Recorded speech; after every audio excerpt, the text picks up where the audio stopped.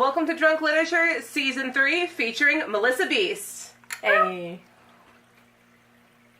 That I actually really like book 5 because it's the book that first of all features Harry coming to the Grimmauld place for the very first time and seeing like the House of Black, which is this like long prestigious house of like the magical pureblood family of the Blacks, but it has been kind of taken over and lived in by Sirius Black, who doesn't really believe in the same things that his family does, has like literally burned himself off the tapestry of everyone else, and how that kind of has changed the nature of what that house stands for and what that house is.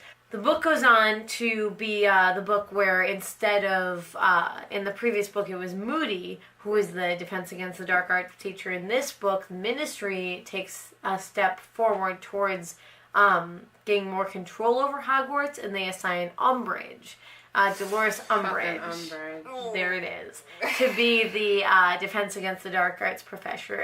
And so I think that kind of sets, in general, sets a lot of the tone for how the like day-to-day life of this book and the like characters and the students of Hogwarts is, because they create this entire society called Dumbledore's Army, because Dumbledore is no longer, there at a certain point to kind of guide them, but they create this army in his name that's meant to stand against Voldemort. And it's the first question of like whether people actually really believe whether Voldemort has risen again, as he actually did in the 4th book, or whether they disbelieve Harry and the story that's been told, because the Ministry of Magic is kind of defying everything that Harry has to say about what happened on that night that Cedric Diggory died. It's not about who is for Voldemort, but who is willing to look the other way and is willing to kind of pretend that things are fine and pretend things are normal, versus those who are willing to challenge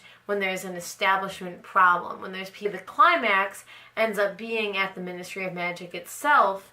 Sirius Black ends up being killed by Bellatrix Lestrange. A bunch of kids from the school ride Threstrals off to away from their school where they're supposed to be. I think it's important to note that Umbridge gets appointed High Inquisitor, and that the people who follow her are like her inquisitorial squad. And since it is pretty well accepted that the Harry Potter books are like an allegory for the Second World War, you can almost say that the inquisitorial squad is the Hitler Youth. As a Hufflepuff, this book introduces Tonks. Oh, and I love Tonks. But I also hate her relationship with Lupin, because so many like factors in Lupin's life says he should be gay. I also just see Tonks as like a light in the darkness in this book.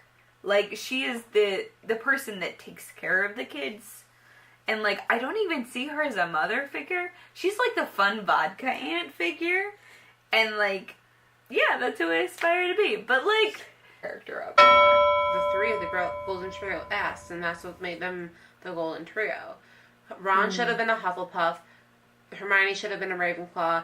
Harry should have been a Slytherin, but they all asked to be in Gryffindor. Neville asked to be in Hufflepuff, and the Sorting Hat said, "Hell fucking no, you are a Gryffindor, bitch."